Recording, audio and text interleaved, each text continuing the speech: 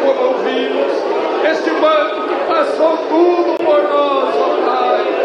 Oh, cada gota de sangue que o Senhor derramava, Ele pensava em cada um dos seus filhos. Oh, glória a Deus, aleluia. Ele encaminhava, sofria, e Ele pensava em nós, Senhor. Oh, Pai, Ele pensava em cada sofrimento que passaríamos, cada dor, cada angústia.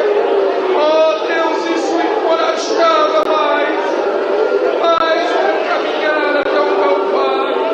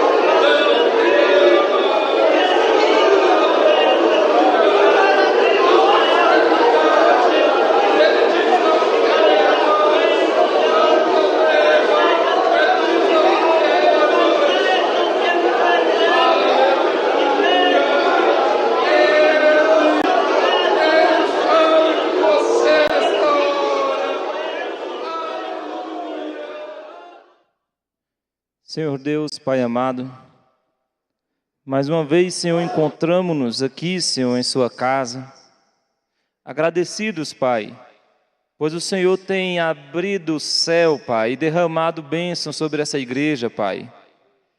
Que escola maravilhosa o Senhor trouxe para nós hoje, através do nosso pastor, Pai. Nós somos agradecidos, Senhor, pois sabemos que isso é para poucos, e nós somos poucos escolhidos, Pai.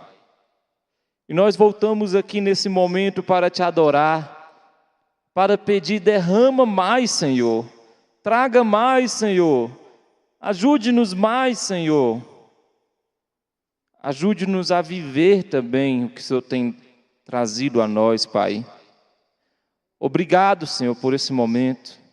Que possamos, Senhor, ser objetos de adoração ao Senhor.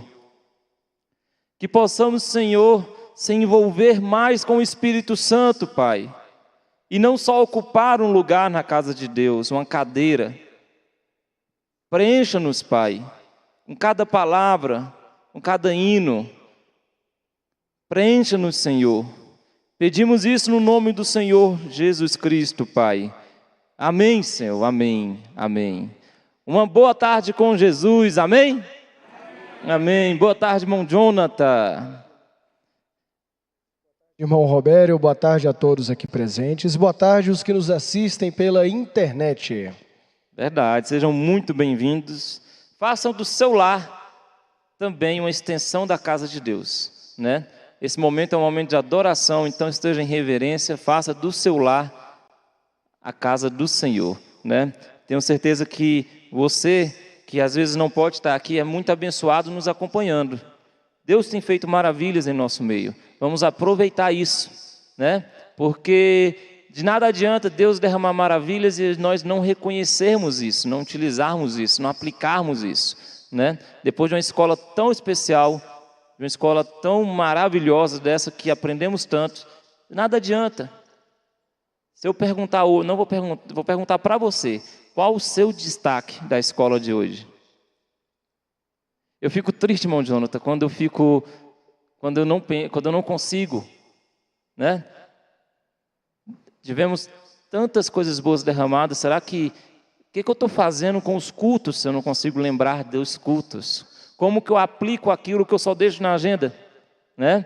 Então, que possamos viver mais aquilo que ouvimos, que possamos lembrar mais no dia a dia, que isso não fique empoeirado. É a mesma coisa você pegar a palavra de Deus, a Bíblia, e deixar na estante, e só quando for conveniente, buscar alguma coisa ali. Não, vamos viver isso, vamos aplicar isso. Estamos nos últimos momentos, os sinais nos mostram o momento que estamos vivendo, então vamos aproveitar, aplicar isso em nossas vidas, e eu tenho certeza que seremos muito abençoados, né? Vamos louvar com o irmão Tiago, vamos louvar a Deus, e após os hinos nós vamos falar de algo muito importante também para os jovens. Eita, hein? Os jovens gostam desse assunto. Vamos lá, irmão Tiago, vamos louvar. Amém, vamos cantar. Venho a ti, Jesus, quero renovar meu ser.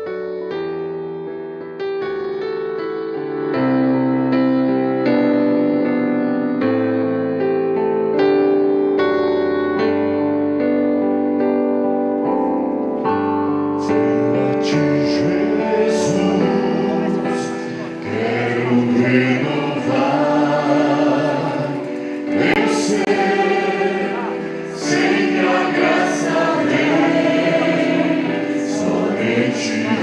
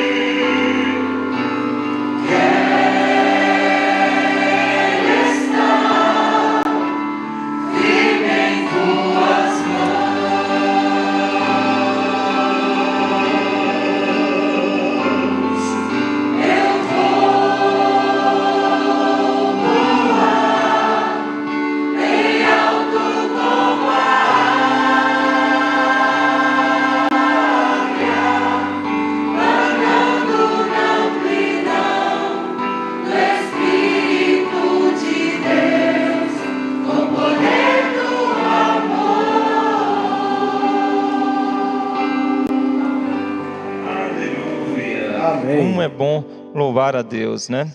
Hoje nós vamos falar sobre... Domingo retrasado nós falamos sobre casamentos, né? Isso. Um primeiro culto sobre lições de casamento. Falamos sobre... Domingo passado mudamos um pouco, falamos sobre temperamento, tempestade, vício de tempestade. E hoje nós vamos voltar agora um passo atrás. Vamos falar hoje sobre o que, irmão Jonathan? Sobre namoro. Namoro, né? Sobre o namoro. Isso é muito importante relembrarmos, né? Tanto já fomos ajudados, né? E para nos ajudar hoje, a irmã Sara Camelo vai estar participando, irmão Dante também, né? Vamos ler a Bíblia, vamos ficar de pé. Cantares, capítulo 8, versículo 7. Irmã Sara e irmão Dante já pode vir aqui para frente, tá bom? Após a leitura, a irmã Júlia e a irmã Gabriele já esteja pronta ali para cantar o seu hino. Irmãs Júlia e irmã Gabriele, Cantares, capítulo 8, versículo 7. Cantares, capítulo 8, versículo 7. Todos encontraram? Diz assim: as muitas águas não poderiam apagar este amor, nem os rios afogá-lo. Ainda que alguém desse toda a fazenda de sua casa por este amor, certamente a desprezariam. Deus abençoe, podeis assentar. Você vê, né, irmão Jonathan, a importância do amor, né? Nada compra, não tem dinheiro que compre o amor. Então vamos ouvir um hino com a irmã Júlia, irmã Gabriele, Fio da Espada.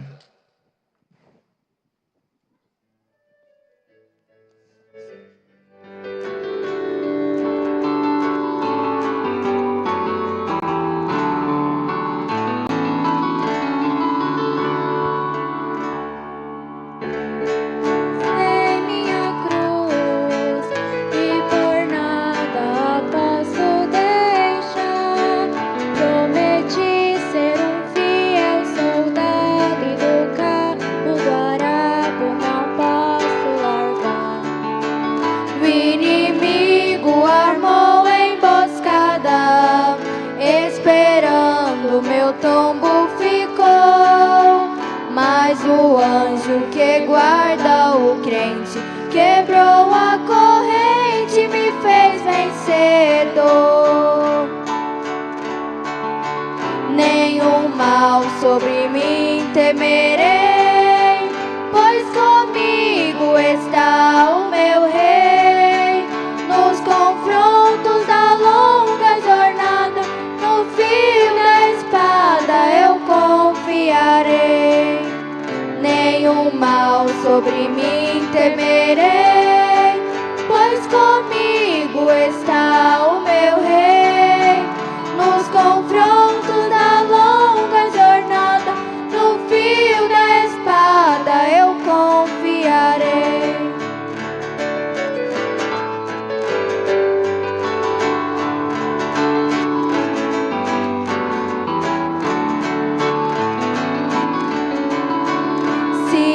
Fosse a graça de Cristo, estaríamos todos perdidos. O feroz e cruel inimigo há muito teria nos tragados vivos. Pra vencer esse tal inimigo, é melhor de joelhos no chão, e a espada desembanhada é a salvaguarda de todo cristão. Nenhum mal sobre mim temerei, pois comigo está o meu rei. Nos confrontos da longa jornada, no fio da espada eu confiarei. Nenhum mal sobre mim temerei, pois comigo está o meu rei. Nos confrontos da longa jornada, no fio da espada eu confiarei. Nos confrontos da longa jornada,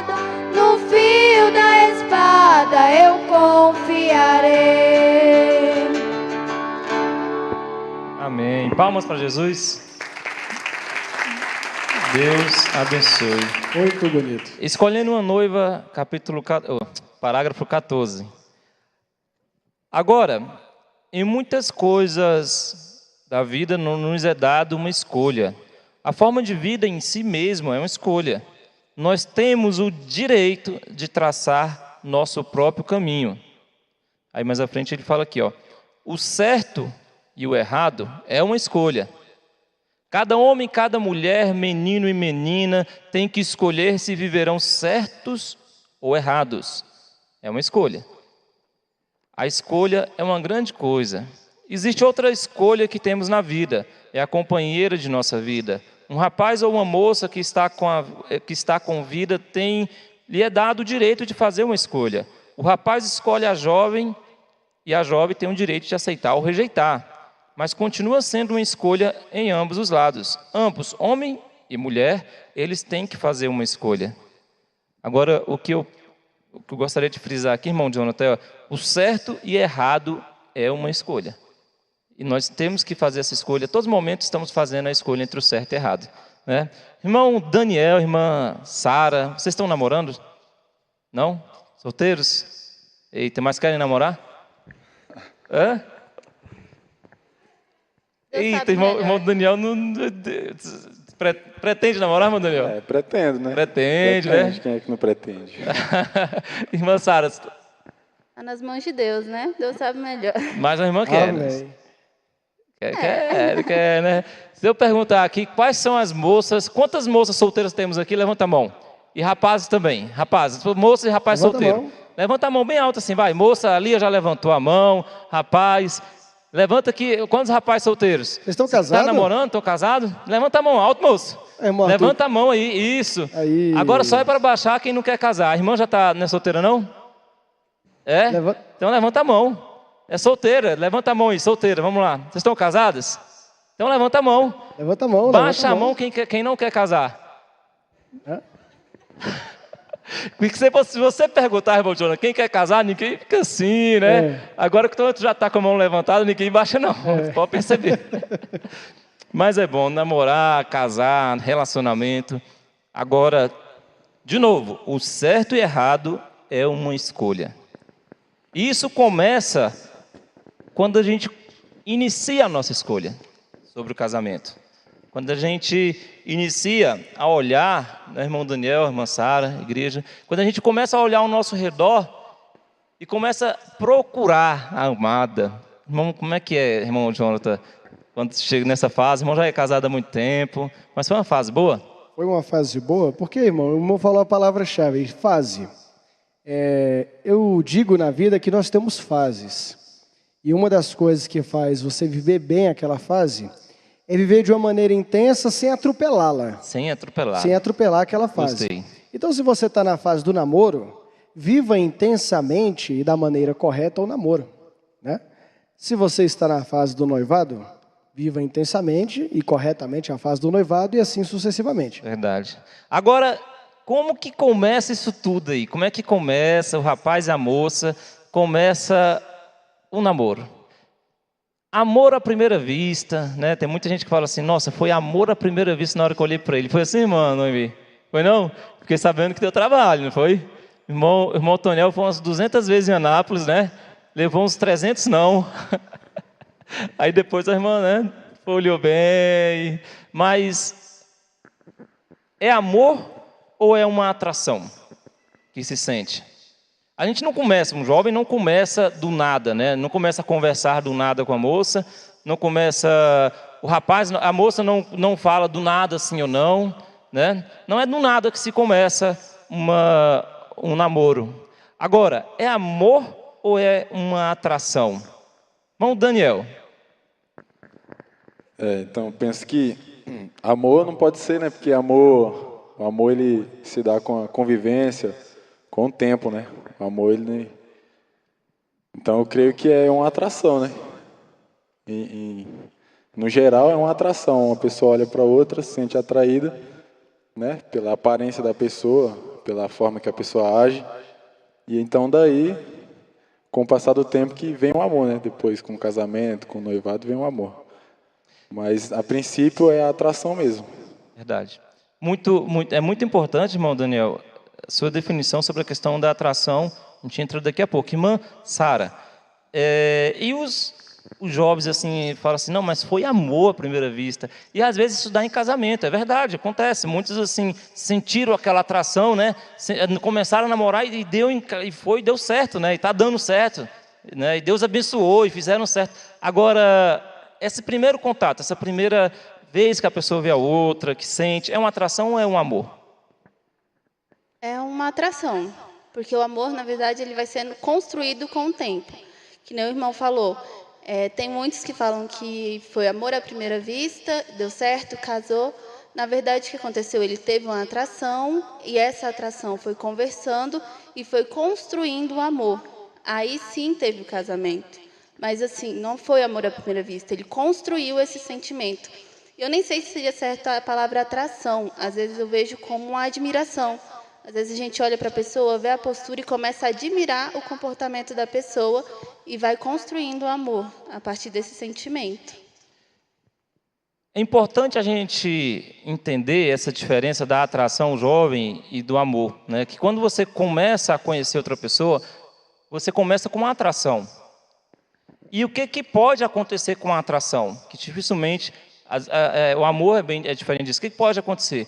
Facilmente, principalmente quanto mais jovem, a gente vai falar sobre idade, maturidade daqui a pouco, facilmente essa atração pode acabar, né? Quando são jovens, acontece muito, às vezes o rapaz e a moça estão ali envolvidos, de repente um desiste, esfriou, né? E se você entende que é amor, você começa a não entender o porquê que esfriou, né? Você começa a não aceitar e sofrer com isso. Então, à primeira vista, você cria aquela atração, aquela pessoa despertou algum interesse em você, porque você não conversa com a pessoa, se não despertar nenhum interesse para você, né? Mas aí, irmão Robério, aí às vezes a atração é tão forte, mas você perguntar para a moça, o rapaz, tudo bem, mas o que é que te atrai nele? Aí fica aquele silêncio. O que é que te atrai nela? Fica aquele silêncio. É por isso que a atração é perigosa, irmão Robério. Ela é diferente do amor, como bem colocou o irmão Daniel e a irmã Sara. A atração pode ser, como a irmã colocou, gostei, pode ser somente uma admiração pela forma da pessoa se portar, pela forma da pessoa se vestir, por algum dom que a pessoa tenha. E isso é perigoso, porque a atração por si só ela não constrói amor. Ela pode até concluir, chegar numa paixão. São duas palavras que são duas palavras que são irmãs gêmeas. Atração e impressão. Existe um provérbio, a primeira impressão é que fica. Primeira impressão, você olha, aí você cria uma impressão daquela pessoa. E impressão e atração pode ser enganosa. Impressão, você pode ter uma falsa impressão. Você vê, ter uma impressão da primeira vista, pensa que é uma coisa. E você vai conviver mais de perto, vai ver que é outra. Impressão e atração é perigosa, pode ser enganosa. Verdade. Dê a chance de conhecer. Isso é importante. Quando se sente a atração, dê chances de conhecer a outra pessoa melhor. E se aquela pessoa for realmente alguém que te atrai com os valores, aí você começa a fortalecer os laços.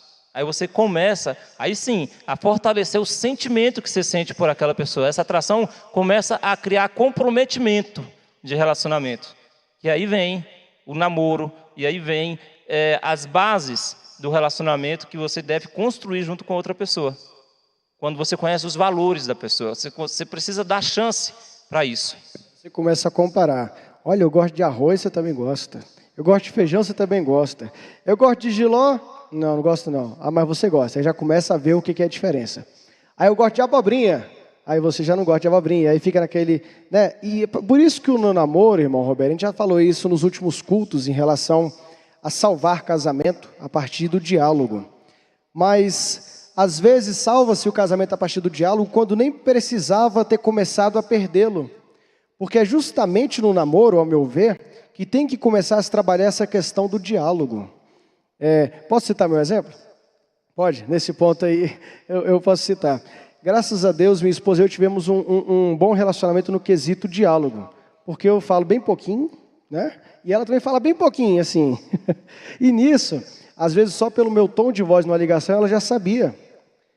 Se ela falasse boa noite, eu falasse boa noite. Às vezes eu podia estar só sério. Ela já sabia que eu estava sério, mas às vezes eu estava super chateado. Ela já falava, deu problema lá no trabalho de novo? Hoje o chefe pegou no pé, não foi? Parecia que ela sabia o que tinha acontecido. Justamente porque nós somos trabalhando o diálogo de forma, e eu também da mesma forma, graças a Deus, conseguimos ter essa conexão durante o namoro, de entender somente pelo tom de voz, por uma expressão facial da pessoa, ter pelo menos noção do que está acontecendo, né? E aí já começar a ajudar o outro. E assim nós estamos começando a partilhar coisas no namoro que criaram valores que levamos para o noivado e para o casamento, né? Então o diálogo é importantíssimo durante já o namoro. Agora, o irmão Jonathan, falamos aí um pouco sobre como começa esse namoro, né? Agora, o que vem a ser o namoro? O que é um namoro? Qual o conceito do namoro? Né? Antigamente, né, na época lá de Abraão, Rebeca, Isaac, as famílias, né, iam até, mandavam mensagem, iam até outra família e ali eles até perguntavam. No caso de Rebeca, ela foi consultada, né, sobre o casamento com Isaac. Então era algo um pouco era diferente do que a gente tem hoje. Era algo um pouco direto, menos, né? era mais direto, um pouco menos, como dizer assim, irmão Jonathan, um pouco menos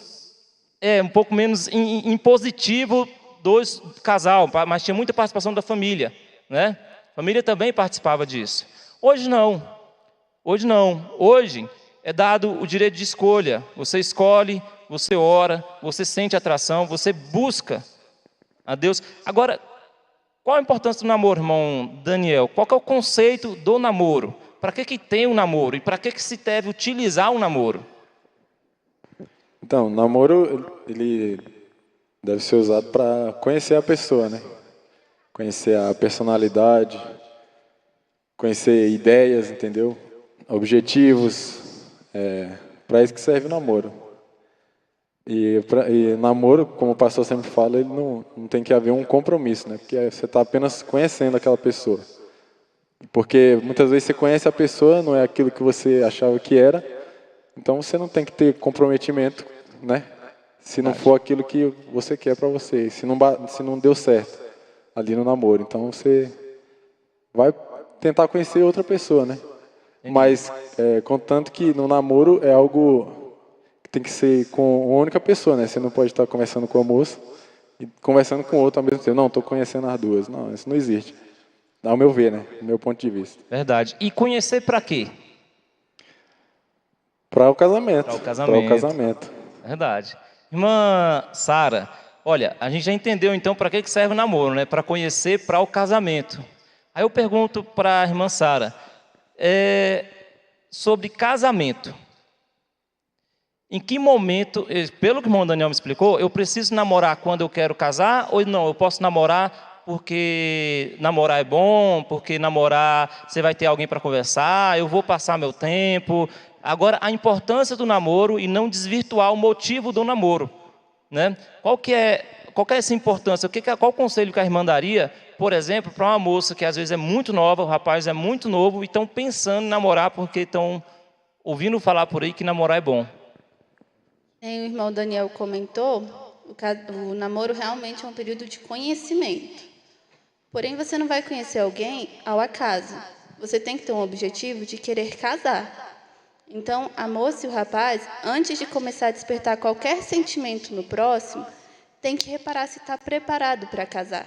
Financeiramente e psicologicamente também, porque casamento, você vai deixar a sua família e construir uma nova família. Então, ambos têm que analisar em conversa se os espíritos batem, porque é dali que vocês vão começar um casamento. E eu não vou fazer isso não estando preparada, muito nova. Eu sei que eu não estou preparada para me casar, eu ainda estou na fase de estudo, não tenho uma profissão, não sei o que quero e vou dizer que quero casar para construir uma família. O que eu vou passar para minha família se nem eu sei o que eu quero? Verdade. É a diferença entre namorar e pensar em casar. nós aprendemos que pensar em casar, o rapaz tem que pensar desde os 7 anos. Ele tem que estudar, tem que pensar no casamento. A moça também tem que pensar. Agora é diferente de namorar. E isso é algo que os pais precisam ajudar os filhos, né? Pensar, ele tem que pensar desde os 7 anos em casar. Qual é a diferença? Pensar e namorar. Pensar e começar a elaborar uma economia, uma profissão, para quando chegar na hora, ter estrutura, ter base para começar a namorar. Agora, começar a namorar tem que ter uma estrutura para poder começar a namorar. Pensar, tem que pensar desde os 7 anos, como você disse. Mas começar tem que ter uma estrutura psicológica, econômica, profissional, para não sofrer tanto, né? Para não sofrer tanto. Ou seja, o jovem que deixa para pensar em casar depois que está namorando, acontece isso? Acontece, não acontece? Vários jovens, moça deixa para pensar em casar depois que está namorando. E aí, irmão Jonathan, é uma puxadinha aqui para os lados dos pais que precisam alimentar isso, essa sementezinha no coração dos filhos, das filhas, sobre, isso já é feito aqui na igreja, mas também tem que ser feito dentro de casa, né? Esse ensinamento tem que ser, que nem eu falo, né? Quando você planta, você não pode vir aqui plantar só a semente, você tem que regar a semente. A plantação é um processo, né, para até a colheita. Porque você falou um tópico aí muito certo, tem que começar de casa. E isso nós, os pais, criamos como tabu dentro de casa e fica difícil de nossos filhos pensar e namorar. Porque nós dizemos para os nossos filhos taxativamente, não pode, não pode. Isso não é palavra para um pai falar para a filha e nem para o filho. Tem que explicar o porquê não pode. Senão os filhos vão crescendo revoltados. É a razão de muitas mães solteiras.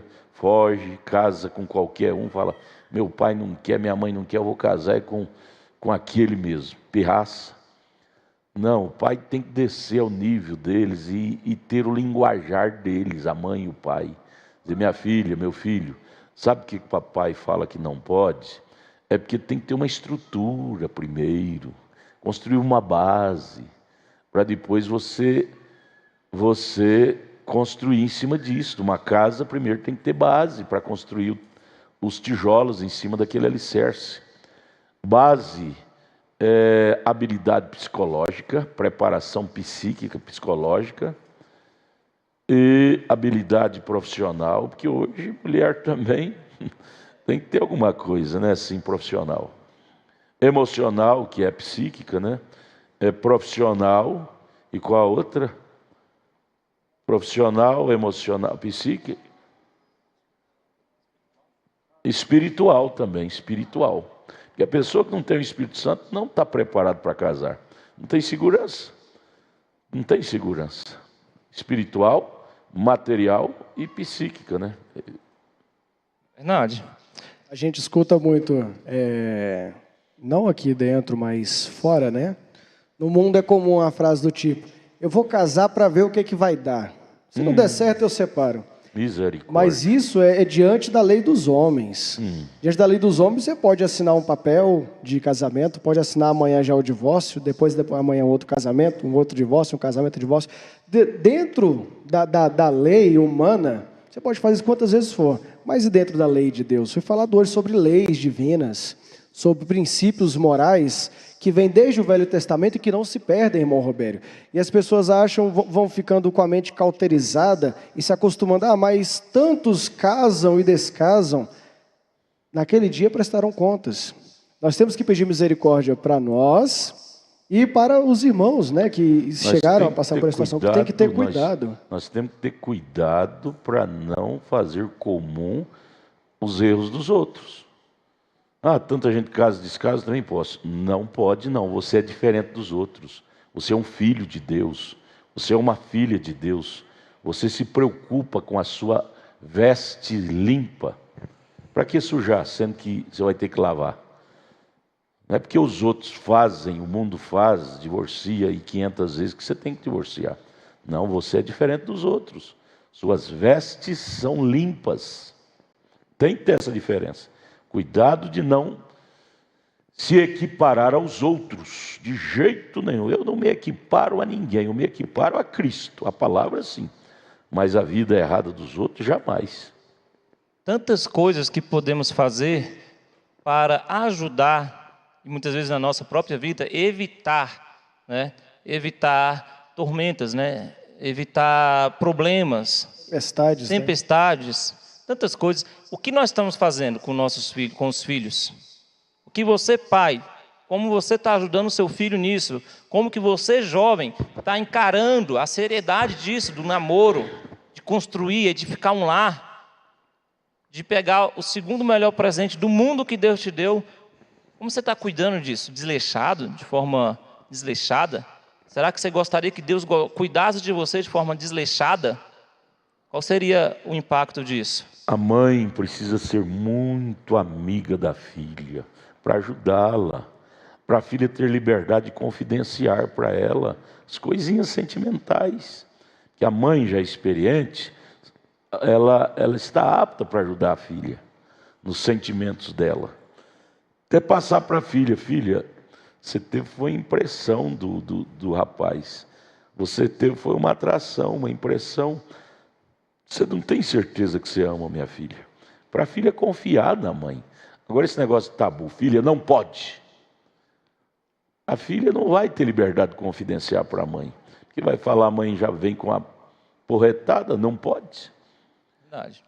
Os pais, o pai com os filhos, meu filho, você teve uma impressão, você teve uma atração, mas você precisa de conhecê-la melhor, porque casamento, meu filho, é até que a morte separe.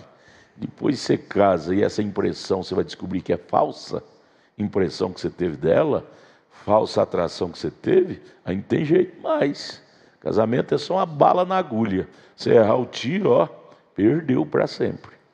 É muito mais fácil quando você viaja Irmão, e conhece o caminho que você vai percorrer, frio demais, do que você colocar a sua vida dentro de um GPS, e às vezes esse GPS nem liga, e aí você se perde.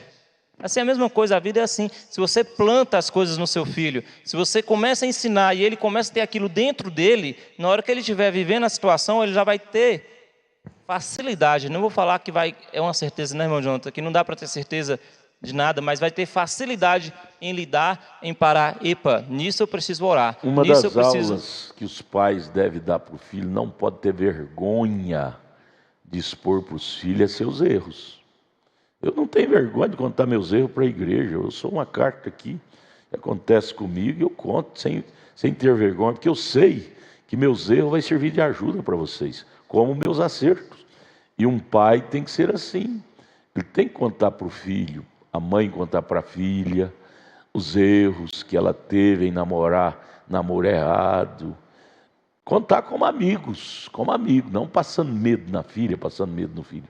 Mas contar como amigo, meu filho, olha, uma vez aconteceu isso comigo, meu filho, ó. Ixi, eu tive até que sair da praça, senão o pai da moça me batia. Contar, porque isso tudo é escola para os filhos aprenderem. Os primeiros professores dos filhos são os pais. E se os pais se tornarem amigos deles, vai ajudar demais. Eu sofri muito porque meu pai não confidenciava nada comigo. Aí eu tive que aprender por mim. Errei demais. Mas hoje nossos pais são mais iluminados, mais ensinados para ajudar os filhos a errar menos. Verdade.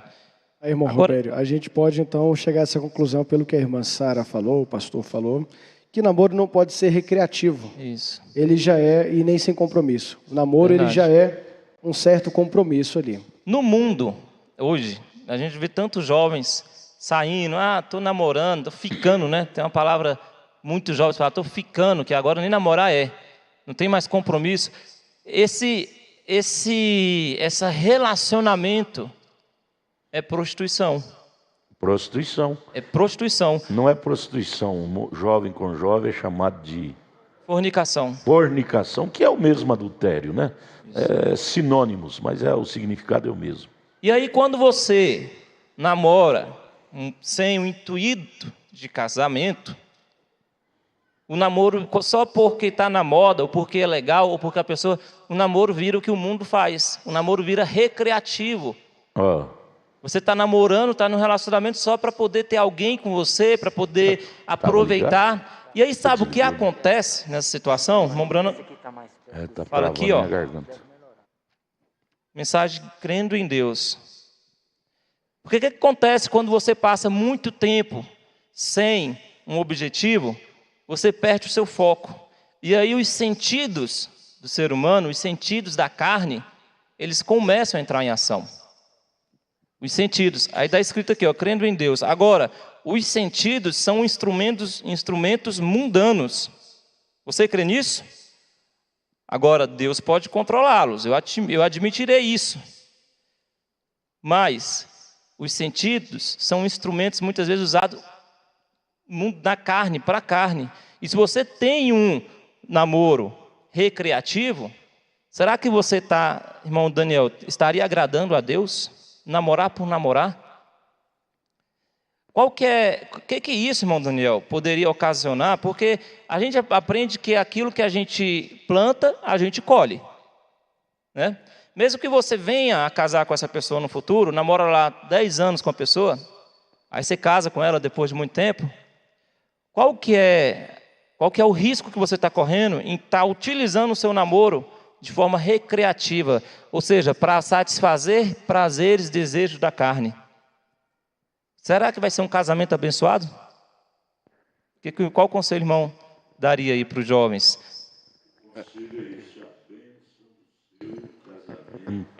Começa na postura do seu namoro. Postura ruim, casamento ruim. Postura boa, casamento bom. O que abençoa o seu casamento é a postura do seu namoro. Daniel, fala o ponto de vista dele. Na verdade, você já falou, né? É exatamente isso, que é aquilo também que o pastor sempre fala, né? Tudo que começa bem, tende a terminar bem, né? Se você começar algo errado, para você terminar bem aquilo que você começou errado, é quase que impossível, né? Eu diria que é impossível. Então é isso, se você quer ter um casamento feliz, duradouro e para sempre, no caso, né? Se quiser ter um casamento feliz, você tem que começar bem, tem que começar da maneira correta, porque com os exemplos que a gente vê no dia a dia e exemplos bíblicos de mensagem, de coisas que a gente ouve, se a pessoa começou errado, ela tende a terminar errado, né? Não vai dar certo. E começando bem é difícil, imagina começando errado, né? É mais complicado ainda. Verdade, ó, 1 Coríntios 10, 31. Quer comais, quer bebeis, ou façais qualquer outra coisa, fazei tudo para a glória de Deus. Será que o namoro está sendo para a glória de Deus? Né, irmão Jonathan? O namoro deve ser para conhecer a alma e não o corpo. Né? Namoro é. Casamento é para conhecer o corpo. Namoro é para conhecer a alma. Você falou certinho. E não o corpo. O risco que muitos jovens se propõem a correr. Agora, irmã Sara, vamos para o item de acompanhamento dos pais, acompanhamento do pastor. É importante? Você aconselharia que momento um jovem buscar esse aconselhamento? Antes, durante, depois, sempre, ou só antes, ou nunca? Esse aconselhamento, ele é essencial. E tem que procurar buscá-lo sempre. Principalmente no início, antes até de despertar o sentimento da outra pessoa. Reparar o comportamento dessa pessoa com os pais, o comportamento dessa pessoa na igreja, conversar com o seu pastor, porque o nosso pastor, ele nos dá a liberdade de conversar com ele, procurar saber o melhor, porque às vezes a atração vai fazer a gente tomar uma escolha errada. E no momento que nós entramos, conversamos com o nosso pastor, reparamos o posicionamento dessa pessoa com a família, a chance de você fazer uma escolha errada, ela é mínima. Não vou dizer zero, mas ela é mínima. Porque tudo vai se somando. Nós temos que saber que quando nós começamos a namorar, nós não podemos estar cegos. O pastor fala isso em todos os cultos. O momento de estar com os olhos bem abertos é no período de namoro. Olhar a família, olhar como a pessoa é na igreja, olhar se é dizimista, conversar com o pastor, Porque depois que casar, é melhor se tornar cego, porque não tem mais o que fazer. Verdade. Aí vou fazer uma pergunta. Quando fala sobre conversar com o pastor, é você chamar o rapaz, no caso da moça, o rapaz, no caso do rapaz chamar a moça, ir lá no pastor e falar assim, pastor, estamos namorando? Isso é conversar com o pastor? Não, Porque eu não sei, mas acredito que muitos comunicam o pastor e não vão aconselhar-se com o pastor. Né? É uma diferença, conversar com o pastor, aconselhar com o pastor, é você não chegar também de espírito armado. Ouvia outras pregações, senhor falando, outros pastores falando, que tem uma dificuldade imensa de falar, aconselhar um jovem para falar, ó, não vai por esse caminho, esse rapaz não é bom para você, essa moça não é bom para você, né? Houve até histórico de ameaças na mensagem aí, porque o pastor deu um conselho, a pessoa foi falar, não aceitou. Para que vai pedir o conselho para o pastor? Já vai pedir o conselho para o pai, para a mãe, né, irmã Sara? Ou para o pastor, já com o conceito formado. Ajuda, eu acho que seria no outro sentido. O que a irmã diz disso? Como é que seria esse nível de ajuda? Como chegar no pastor, nos pais, para pedir esse conselho? Esse comentário, eu até uma vez comentei com minha mãe. Em tudo na vida, não só no namoro. Mas a partir do momento que você entra no escritório para pedir um aconselhamento do pastor, você tem que entrar preparado para ouvir coisas boas ou coisas que não vão te agradar. E saber que o que não te agradou, se ele pedir para você fazer de outra maneira, faça, não vá armado. Porque eu comentei, mãe, ir no escritório, falar com o pastor com pensamento formado, é melhor nem ir. Porque o pastor vai aconselhar a pessoa e a pessoa não vai obedecer. Nós temos que ir desarmados. Se o pastor falar, essa pessoa não é boa, naquele momento talvez vá doer um pouco, quando você já está tendo sentimento. Mas você ajoelhar e saber que o conselho do pastor, você vai ver o resultado no futuro. Aquela escolha que ele falou que talvez não fosse boa para você, é melhor você esperar e esperar o escolhido de Deus para você, porque ele vai vir. E até mais, irmã Sara, quando você pede o conselho de espírito armado, às vezes o pastor ou seus pais não vai nem falar assim, não vai. Ele vai falar o seguinte, observa isso, olhe, porque a escolha é sua, né? Mas quando você está de espírito armado, você não está preparado para receber e você não vai observar nada. Parece que, e isso acontece, todos nós fomos adolescentes um dia e passamos por isso. Parece que o que o pai fala, muitas vezes a mãe fala, ou uma pessoa mais velha, mais madura fala, a gente entende como se eles não estivessem olhando para nosso bem, mas quisesse, até é difícil entender, mas o sentimento do adolescente, principalmente, muitas vezes, não vou colocar como 100%, mas muitas vezes é de ir contra o conselho dos pais, um sentimento que está sendo incompreendido, né? E não dá nem chance de considerar. O que é considerar? Será que tem razão? Deixa eu observar isso aqui, observar aquilo, observar. E cegamente entram em relacionamentos que afundam aquele barco, que jogam e levam a pessoa para o inferno. Certos relacionamentos levam a pessoa para o inferno. Porque nós estamos chegando num individualismo tão cruel que o pastor, ao receber pessoas no escritório, o melhor que ele faz é fazer assim, tá, não pode falar nada, porque se falar, dá choque, arruma inimigos, e se falar o contrário, ela conta para o namorado, e o namorado vai bater no pastor lá fora, está me discriminando, né? Tivemos um caso de um pastor lá no sul, é uma imaginação. Um rapaz levou e ia matar ele por causa dele ter dado o conselho para a moça não casar com aquele rapaz. O rapaz ameaçou ele de matar. Quer dizer, a moça não foi pedir um conselho, ela já foi determinada. E o pastor falou não. A primeira pessoa que ela contou foi para o rapaz. O pastor falou que não pode casar com você. Isso é uma maldade, gente. Está expondo o pastor. Então, estamos chegando num clímax que o pastor não pode falar. Porque se ele falar, ele está arriscado de morrer lá fora. Tem que falar assim, Se falar o contrário, ela conta, ou ele conta para ela, ou ela conta para ele. Nós temos que voltar a ser ovelha. Crer mais em Deus através do pastor. Não é que o pastor é melhor, mas é questão do ofício. Leva ele a enxergar mais longe. Verdade. E aí você vê, pela história dá para perceber o caráter do rapaz. O pastor estava errado nessa situação? Moça, rapaz, a importância de ir de coração aberto, né? Agora, irmão Jonathan, tem uma situação aqui também que às vezes acontece. Meus pais que escolheram para mim.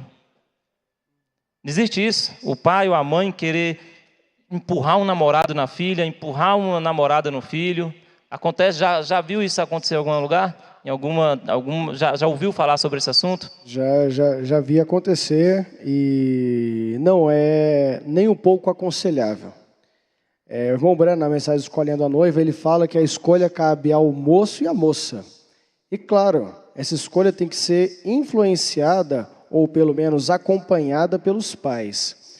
De forma que, às vezes, pela experiência do pai e da mãe, eles podem estar tendo uma visão mais à frente ou em detalhes que a moça e o rapaz não estão vendo.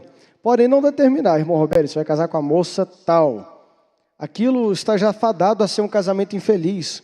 Porque, como foi falado aqui, o irmão Daniel falou, sobre a questão da atração física, né? É o primeiro item do casamento, é a atração física, porque casamento não tem a parte espiritual, sim, acompanha-se a parte espiritual o tempo todo, começando do namoro. Mas também desde o namoro é físico. O casamento ele foi dado, 1 Coríntios 7, por causa da prostituição física, né? Então é necessário ter um afã da parte física, uma admiração, como a irmã Sara falou, do dom que a pessoa tem, da aparência que a pessoa tem, da forma que a pessoa age. E se o pai escolhe, então, ou a mãe escolhe, então ele está cesseando esse direito do rapaz e da moça de escolher esses itens, entendeu? De ver o que agrada, está cesseando o direito de namorar. Porque é no namoro que vai se escolher. Geralmente os pais, ele pelo amor filial, ele não escolhe o físico, ele escolhe se é profissional, tem uma profissão, se tem dinheiro, se tem caráter. Ele não olha esse lado físico, geralmente, quase que 100%. Olha mais o lado do caráter espiritual, se tem dinheiro. Mas o casamento não pode esquecer que tem um lado físico. Ele tem que ter admiração pelo físico dela. Ou ela tem que ter admiração também pelo físico dele. O lado físico não pode ser excluído. Mas geralmente os pais excluem esse lado. Verdade, isso é importante. Daí vem o diálogo, né? O rapaz e a moça escolheu, e o pai e a mãe, e o pastor também, abriu os olhos da moça, auxiliam, do rapaz, né? Para ver esses outros pontos que geralmente ficam meio cegados, pelo menos na parte inicial do namoro, né? Agora, um outro ponto também, exatamente, físico. Agora, tem um ponto também importante, né? Que a gente muitas vezes comete e isso reflete também um paralelo com o casamento. Pensa que você compra algo, vamos falar, os homens compram um carro, as mulheres compram outro objeto, um vestido, e por algum motivo esse vestido você comprou, você escolheu e ele não deu certo em você. Ou se você comprou, você escolheu o carro e aquele carro veio com um problema, não está dando certo. Qual é a reação das pessoas? Ela fica chateada, ela fica frustrada, pode ficar do jeito que for, mas ela vai correr atrás de resolver. Ela vai correr atrás de ou diminuir o vestido, ou aumentar, arrumar a costureira. O homem vai correr atrás de mandar arrumar o carro, ou ele mesmo arrumar, né? Agora você pensa, se você compra um carro e alguém escolhe para você, esse carro vem todo estragado. Você vai virar para a pessoa e falar: você viu um carro ruim para mim, não presta para nada, você não teve esse cuidado, você não teve tal. A mesma coisa acontece. E o casamento é do mesmo jeito. Se vocês, pais, escolhem para os filhos, quando tiver problema, a primeira pessoa que eles vão pensar no futuro: meus pais escolheram errado, me empurraram para o caminho errado, meus pais me forçaram para ir para o caminho errado, não foi minha escolha. Eles encontram... não te perdoam nunca. Os filhos não perdoam nunca o pai. Eu tenho um casamento desgraçado, o culpado é meu pai. Ele nunca vai sair da cabeça deles. A pior loucura que um pai faz é empurrar a filha ou o filho para casar com um ou com outro. É ele que faz a decisão, é ela. Se o pai não puder apoiar, mas não põe a mão, não entra, não. Tem que dizer o prós e os contras. E deixar ele ou ela escolher. Né? Escolher. Porque senão eles não perdoarão o pai nunca se der errado. Se der errado. Se der certo, amém, glória a Deus. Mas se der errado, não perdoarão nunca. Verdade. Não é que quando o jovem escolhe ou a jovem escolhe, vai ser perfeito. Vai ter problemas. Mas você consegue perceber que quando você escolhe, os problemas é seu e você resolve? Quando não tem para ninguém, para empurrar para ninguém?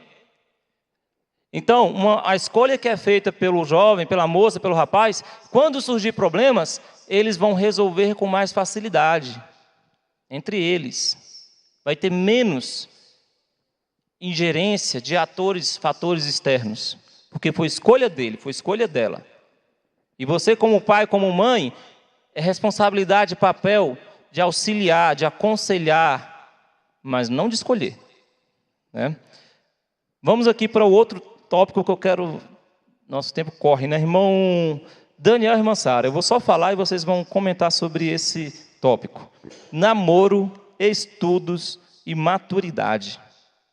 Onde esses 3 itens se encontram?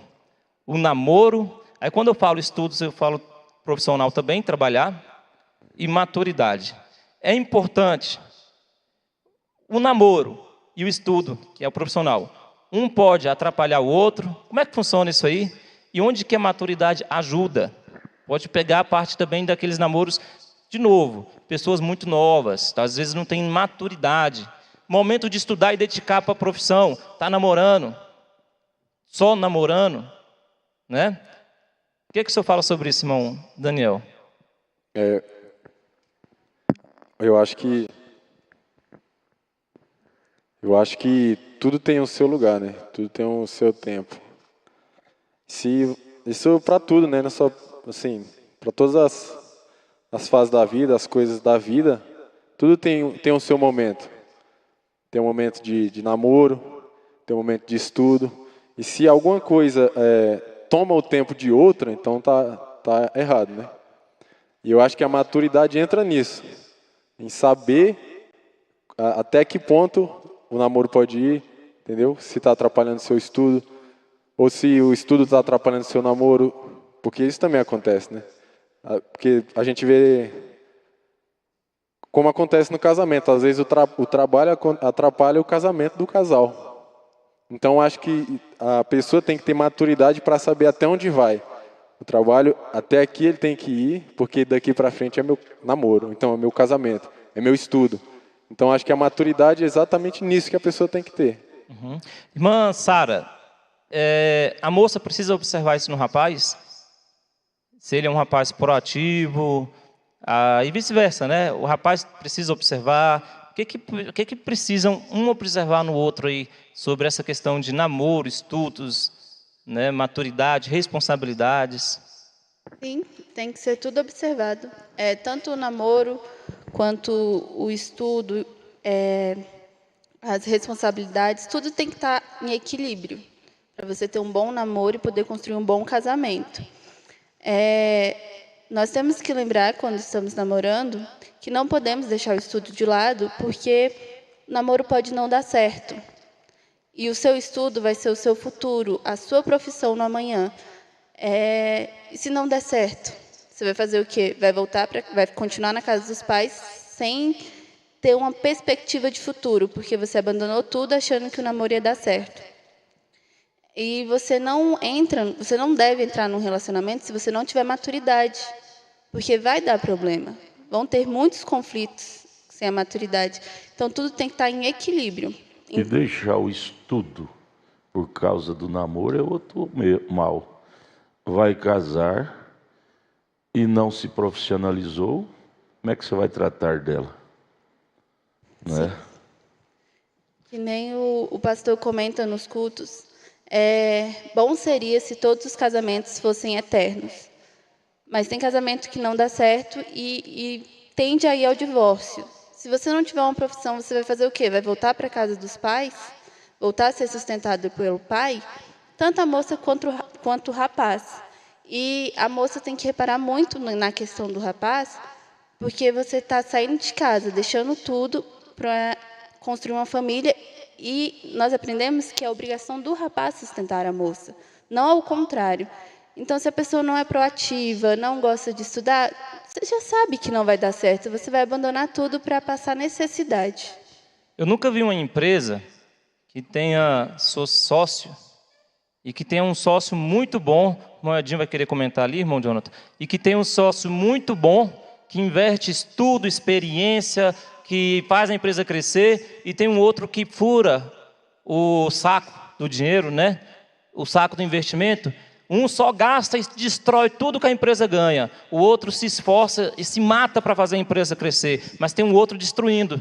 Eu nunca vi uma empresa dessa ser estável e alcançar sucesso. E por que eu estou falando de empresa? Porque a empresa é uma instituição, e um casamento ela é uma instituição de 2 sócios. Não adianta um só, porque colocando nesse assunto, a gente vê muitas moças, e isso é bonito, moças estudando, né? Eu vejo muitas moças querendo também, temos a irmã Ana Paula, que trabalha no laboratório, querendo, e isso é bonito, mas a moça se dedicar, ela precisa observar se o rapaz vai fazer a parte dele na instituição, né? Ele tem essa obrigação. Senão ela ganha o dinheiro e o rapaz gasta. Gasta. Ei, mas vai ficar brava, não vai? Vai ficar brava. Só a irmã Ana Paula que não faz isso. Ela compra roupa pro Jefté. O Jefté dá uns trocadinhos para ela também, não, mas ela perdoa ele. Ela perdoa. Mas estamos brincando com eles. Mas existe muito caso assim. A moça tem que trabalhar e o rapaz não liga muito em se profissionalizar.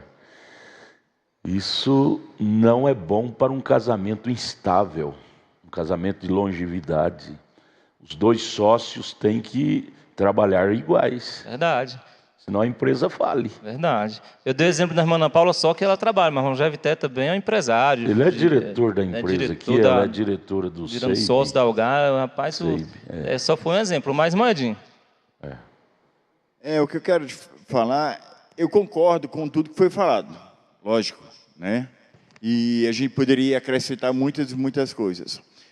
Então, eu digo que a gente tem que observar, no caso do namoro, as qualidades da outra pessoa.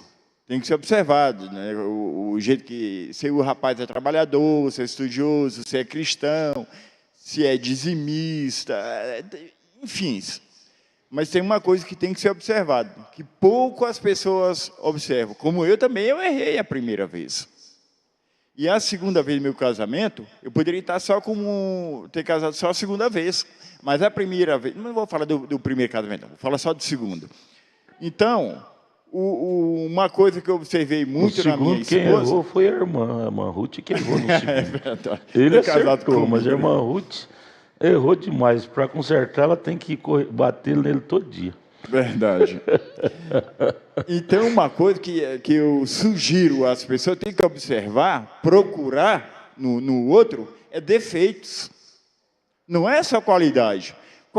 Quantas vezes eu ia para Goiânia, algumas vezes eu fui para Goiânia e voltei no mesmo dia, só para ver a Ruth. Aí, ó. Ia voltar no outro dia. Quantas vezes por dia? Não, algumas vezes eu fui a Goiânia e voltei no mesmo dia só para ver a Ruth. Sendo que no outro dia eu acordava 15 para 5 para trabalhar.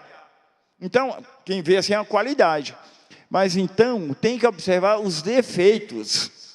Porque principalmente quando está namorando, a gente só mostra as qualidades. A Ruth, ela só me via, bonitinha que eu não sou, mas era limpinho, cabelo penteado, toda arrumadinha. Mas hoje, ela acorda e me vê com a cara toda amassada. Entende? Então, ela esqueceu que Edinho tem um defeito. Edinho tem um defeito. Adalto tem um defeito. D de Dalto. Edinho tem um defeito. Dedinho. Dedinho, verdade. Então, quando a pessoa procura o defeito, vai procurando aqueles defeitos, que todo mundo tem defeito, lógico, óbvio. Mas aquele defeito é suportável? Verdade. É suportável? É. Então, passa por cima. Não é, sai fora, canta pedra, sai fora. Vai embora. Vai embora. Então, tem que observar. Porque quando a pessoa está namorando, só quer mostrar as qualidades. É todo mundo. Verdade. Se não for, é porque ele é doido. É bestalhado. Porque o normal, todo mundo que só quer mostrar as qualidades. É verdade. Bonitinho, é educado, é cristão. Verdade.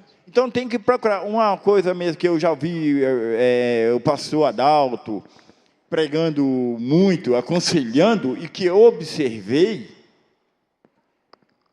é o jeito que a pessoa trata os pais. É verdade. A Ruth, ela gosta muito de mim. A gente se ama. Mas, às vezes, quando eu dou uma taquinha nos pais dela, ela já muda o semblante. Tá certo? Ela tem que defender mesmo os pais dela, a família dela. Você entende o que eu quero falar?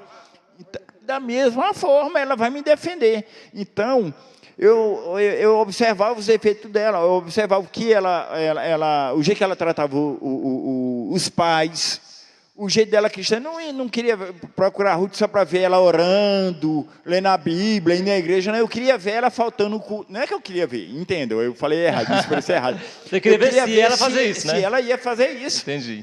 Se ela iria tratar os pais mal, se ela a Bíblia dela ia empoeirar, se o joelho dela estava zeradinho, que não ralava no chão. Então eu procurava da Ruth, eram os defeitos. Tá certo. Então eu encontrei alguns defeitos, lógico, Agora óbvio. isso é no namoro, né, irmão?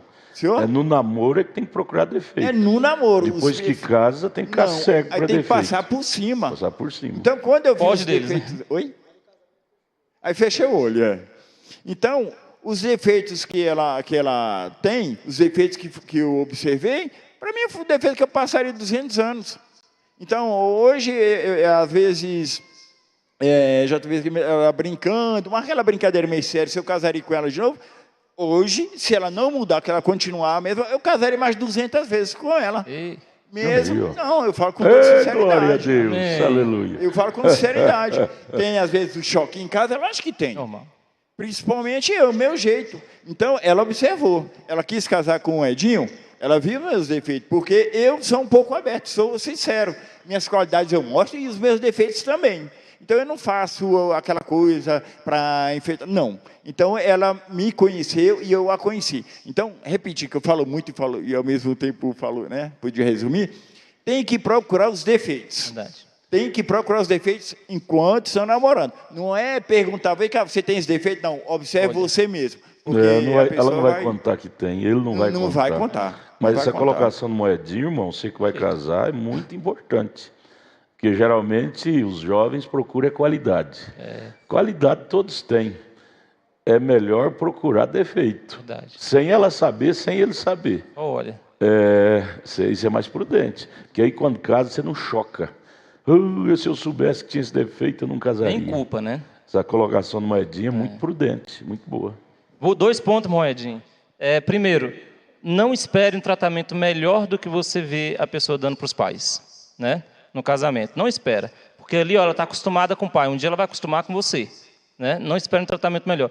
E segundo, há exceções, mas é mais fácil você ir pela regra porque você vai sofrer menos. E a segunda observe os defeitos, porque conviver com o lado bom de todas as pessoas, todo mundo consegue. Por isso que as amizades é fácil, porque quando você está com sua melhor amiga, na hora que ela fica nervosa, você vai para casa, ela vai para a casa dela, e aí acontece o quê? Depois volta e fica tudo bem. Mas casado não tem essa. Vai para casa do seu pai, eu vou para a minha. Então vai estar junto lá. Então, observe os defeitos. Você consegue conviver com os defeitos, e aí você diminui a chance de ter problemas e riscos, né, no casamento. Parabéns, muito bom. Parabéns. Tem mais um comentário? O relógio já passou da hora. Para encerrar. Rapidinho, pastor.